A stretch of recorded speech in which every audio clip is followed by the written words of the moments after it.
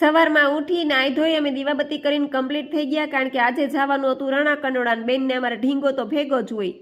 તો જો અમે બધા ઈકોમાં ખડકાઈ ગયા છીએ ને સવારનું વાતાવરણ મસ્ત મસ્ત હોય એટલે નિહાળતા નિહાળતા અમે જાતા હતા તો અમને આવા કંઈક વિચિત્ર પ્રાણી જોવા મળ્યા.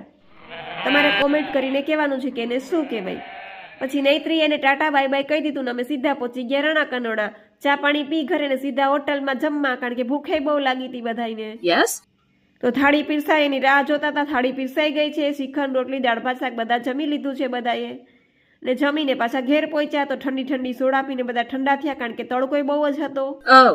એટલે સોડા પીને આરામ કર્યો. આરામ કરીને પાછા સાંજ પડતા જ અમે ફુલેશ્વર મહાદેવનું મંદિર છે ત્યાં પહોંચી ગયા. પહોંચીને છોકરાએ લપસિયાને હિંચકા ખાધા ને બેગ ચકેડીમાં ઘુમરા બેય મારી લીધા.